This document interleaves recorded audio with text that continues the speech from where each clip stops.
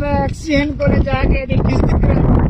5000 रुपया मैं पिछले महीने भरिया को फिर मैंने उन्होंने 12,000 का नवा बिल देता जरा अज की डेट च आया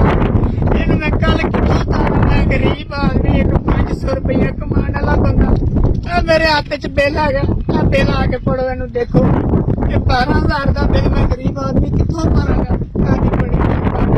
हुकूमत पंजाब गरीबों तो तरस खा गरीब बिल तो तंग ने रोटी तो तंग ने आटा नहीं लिया जाता चीनी नहीं खरीदी जाती असी किचन नहीं चला सकते गैस का बिल भी हजे आना है सानू खुदा दा वास्ता साडे हाल ते रहम करो गरीबां नू जी लैन दो बड़े गरीब तंग ने मैं कसम खुदा दी ना गरीबां दी खातर आवाज उठा रहा और मैं 12,000 गरीब आदमी एक दिन च मैं कित्थों भरा मैं रेड़ी दा काम करावां मैं मकान दा किराया देवां मैं 12,000 एक दिन च बिल मैं कित्थों भरा बराए मेहरबानी मेरे ते रहम करो कोई हाल करो और मुसलमानों मेरी तुहाडे अगे अपील है बड़े बड़े मुसलमानों मेरी तुहाडे अगे इल्तजा वा मेरे गरीब दा कोई मसला हल कराओ